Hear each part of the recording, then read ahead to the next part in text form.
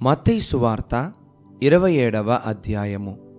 ఉదయమైనప్పుడు ప్రధాన యాజకులను ప్రజల పెద్దలందరూ యేసును చంపింపవలనని ఆయనకు విరోధముగా ఆలోచన చేసి ఆయనను బంధించి తీసుకుని పోయి అధిపతి అయిన పొంతి పిలాతునకు అప్పగించిరి. అప్పుడాయనను అప్పగించిన యూదా ఆయనకు శిక్ష విధింపబడగా చూచి పశ్చాత్తాపపడి ఆ 30 వెండి నాణెములు ప్రధాన యాజకుల యొద్దకును పెద్దల యొద్దకును మరలా తెచ్చి, నేను నిరపరాధ రక్తమును అప్పగించి పాపము చేసి తినని చెప్పెను. వారు దానితో మాకేమి, నీవే చూచుకొనుమని చెప్పగా అతడు ఆ వెండి నాణెములు దేవాలయములో పారవేసి పోయి ఉరిపెట్టుకొనెను. ప్రధాన యాజకులు ఆ వెండి నాణెములు తీసుకొని, ఇవి రక్తక్రయధనము గనుక వీటిని కానుక పెట్టెలో వేయతగదని చెప్పుకొనిరి. కాబట్టి వారు ఆలోచన చేసి వాటినిచ్చి పరదేశులను పాతిపెట్టుటకు కుమ్మరివాని పొలము కొనిరి. అందువలన నేటి వరకు ఆ పొలము రక్తపు పొలమనబడుచున్నది. అప్పుడు విలువ కట్టబడిన వాని అనగా ఇశ్రాయేలీయులలో కొందరు విలువ కట్టిన వాని క్రయధనమైన 30 వెండి నాణెములు తీసుకొని, ప్రభువు నాకు నియమించిన ప్రకారము వాటిని కుమ్మరివాని పొలమునకిచ్చిరి అని ప్రవక్త అయిన యిర్మీయా ద్వారా చెప్పబడిన మాట నెరవేరెను. యేసు అధిపతి ఎదుట నిలిచెను. అప్పుడు అధిపతి, యూదుల రాజవు నీవేనా అని ఆయన నడుగగా, యేసు అతని చూచి నీవన్నట్టే అనెను. ప్రధాన యాజకులను పెద్దలను ఆయన మీద నేరము మోపినప్పుడు ఆయన ప్రత్యుత్తరమేమియూ ఇయ్యలేదు. కాబట్టి పిలాతు, నీ మీద వీరెన్ని నేరములు మోపుచున్నారో నీవు వినలేదా అని ఆయనను అడిగెను. అయితే ఆయన ఒక మాటకైనను అతనికి ఉత్తరమియ్యలేదు గనుక అధిపతి మిక్కిలి ఆశ్చర్యపడెను. జనులు కోరుకొనిన ఒక ఖైదీని పండుగలో విడుదల చేయుట అధిపతికి వాడుక. ఆ కాలమందు బరబ్బ అను ప్రసిద్ధుడైన ఒక ఖైదీ చెరసాలలో ఉండెను. కాబట్టి జనులు కూడి వచ్చినప్పుడు పిలాతు, నేనెవరిని విడుదల చేయవలనని మీరు కోరుచున్నారు, బరబ్బానా లేక క్రీస్తనబడిన యేసునా అని వారిని అడిగెను. ఏలయనగా వారు అసూయ చేత ఆయనను అప్పగించిరని అతడు ఎరిగియుండెను. అతడు న్యాయపీఠము మీద కూర్చుండియున్నప్పుడు అతని భార్య, నీవు ఆ నీతిమంతుని జోలికి పోవద్దు, ఈ ప్రొద్దు ఆయనను గూర్చి నేను కలలో మిక్కిలి బాధపడితినని అతని యొద్దకు వర్తమానము పంపెను.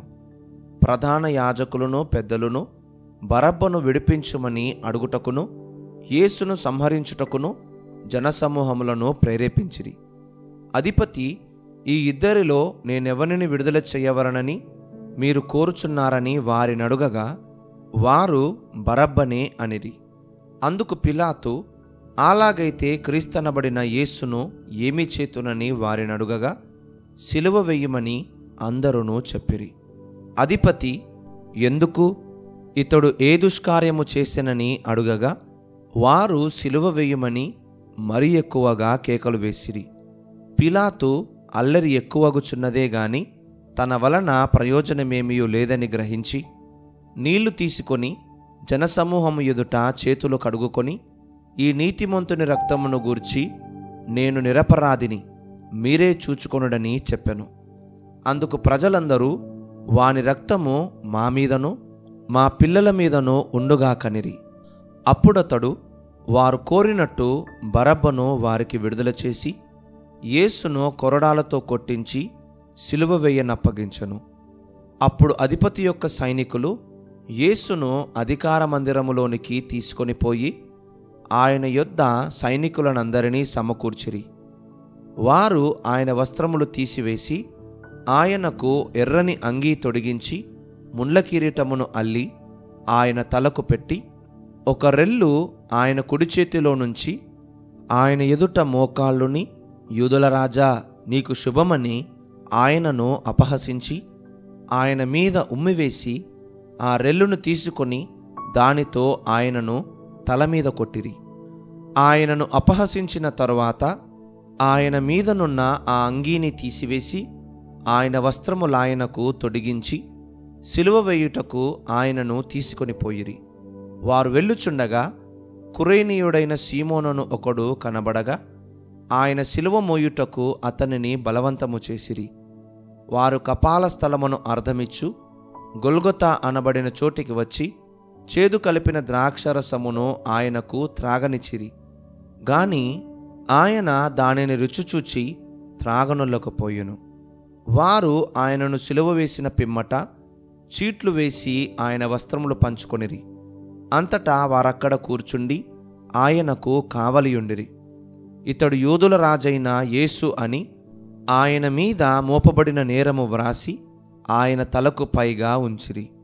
మరియు కుడివైపున ఒకడును ఎడమవైపున ఒకడును ఇద్దరు బందిపోటు దొంగలు ఆయనతో కూడా సిలువ వేయబడిది.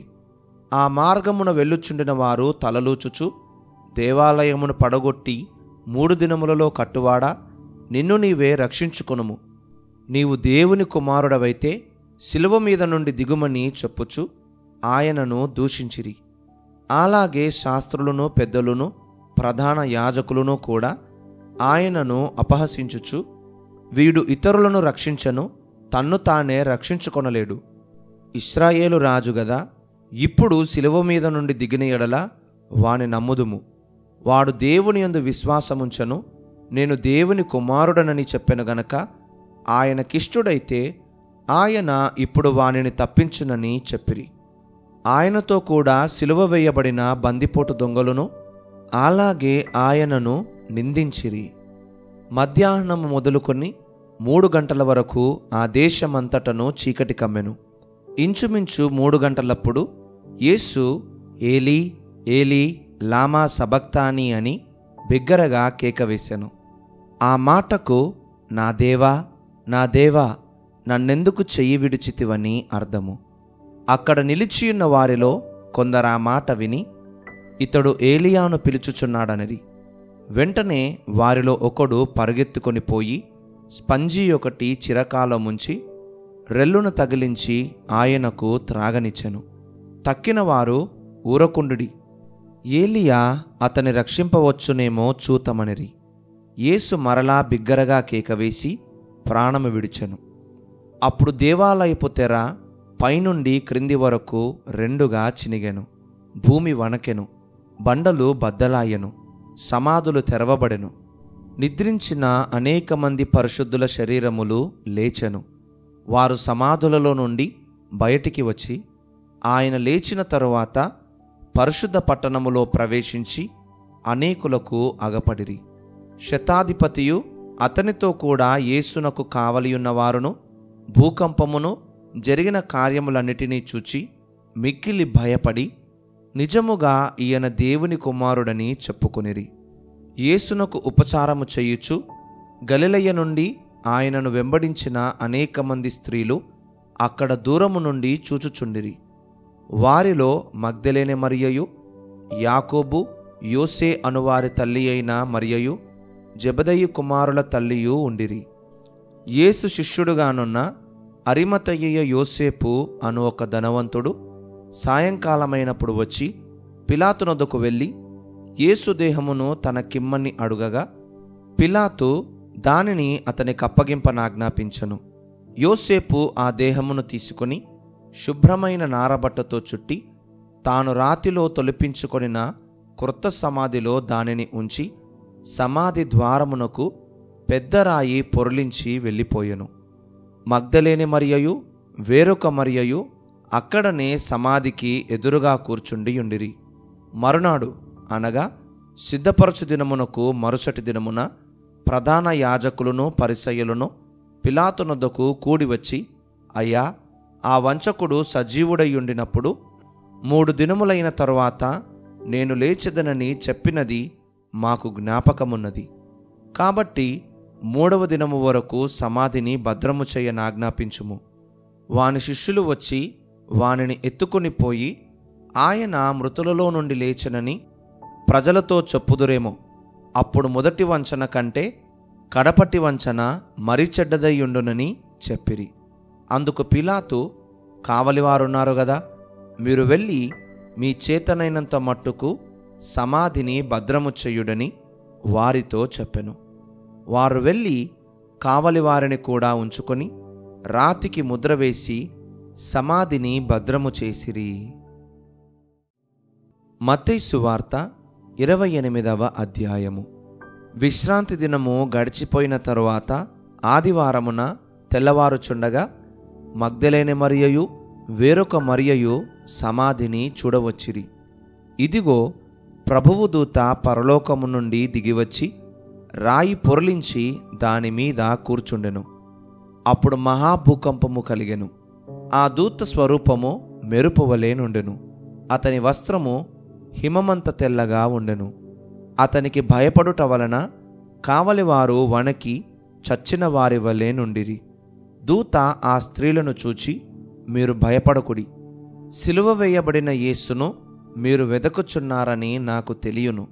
ఆయన ఇక్కడ లేడు. తాను చెప్పినట్టే ఆయన లేచియున్నాడు. రండి, ప్రభువు పండుకొనిన స్థలము చూచి త్వరగా వెళ్ళి ఆయన మృతులలో నుండి లేచియున్నాడని ఆయన శిష్యులకు తెలియజేయుడి. ఇదిగో, ఆయన గలిలయలోనికి మీకు ముందుగా వెళ్ళుచున్నాడు. అక్కడ మీరు ఆయనను చూతురు. ఇదిగో, మీతో చెప్పితినెను. వారు భయముతోనూ మహా ఆనందముతోనూ సమాధి యొద్ద నుండి త్వరగా వెళ్ళి ఆయన శిష్యులకు ఆ వర్తమానము తెలుప పరుగెత్తుచుండగా యేసు వారిని ఎదుర్కొని మీకు శుభమని చెప్పెను. వారు ఆయన యొద్దకు వచ్చి ఆయన పాదములు పట్టుకొని ఆయనకు మ్రొక్కగా, యేసు, భయపడకుడి, మీరు వెళ్ళి నా సహోదరులు గలిలయకు వెళ్ళవలననియు వారక్కడ నన్ను చూతురనియు వారికి తెలుపుడనెను. వారు వెళ్ళుచుండగా కావలి వారిలో కొందరు పట్టణములోనికి వచ్చి జరిగిన సంగతులన్నిటినీ ప్రధాన యాజకులతో చెప్పిరి. కాబట్టి వారు పెద్దలతో కూడి వచ్చి ఆలోచన చేసి ఆ సైనికులకు చాలా ద్రవ్యమిచ్చి, మేము నిద్రపోవచ్చుండగా అతని శిష్యులు రాత్రివేళ వచ్చి అతనిని ఎత్తుకొని పోయిరని మీరు చెప్పుడి. ఇది అధిపతి చెవిని బడిన ఎడల మేమతన్ని సమ్మతిపరిచి మీకేమియో తొందర కలుగకుండా చేతుమని చెప్పిరి. అప్పుడు వారు ఆ ద్రవ్యము తీసుకొని తమకు బోధింపబడిన ప్రకారము చేసిరి. ఈ మాట యూదులలో వ్యాపించి నేటి వరకు ప్రసిద్ధమయ్యున్నది. 11 మంది శిష్యులు యేసు తమకు నిర్ణయించిన గలిలయలోని కొండకు వెళ్ళిరి. వారు ఆయనను చూచి ఆయనకు మ్రొక్కిరి గాని కొందరు సందేహించిరి. అయితే యేసు వారి యొద్దకు వచ్చి, పరలోకమందును భూమి మీదను నాకు సర్వాధికారము ఇయ్యబడి ఉన్నది. కాబట్టి మీరు వెళ్ళి సమస్త జనులను శిష్యులనుగా చేయుడి.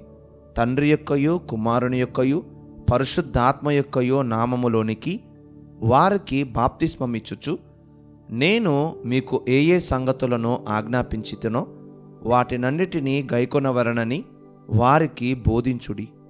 ఇదిగో, నేను యుగ సమాప్తి వరకు సదాకాలము మీతో కూడా ఉన్నానని వారితో చెప్పెను.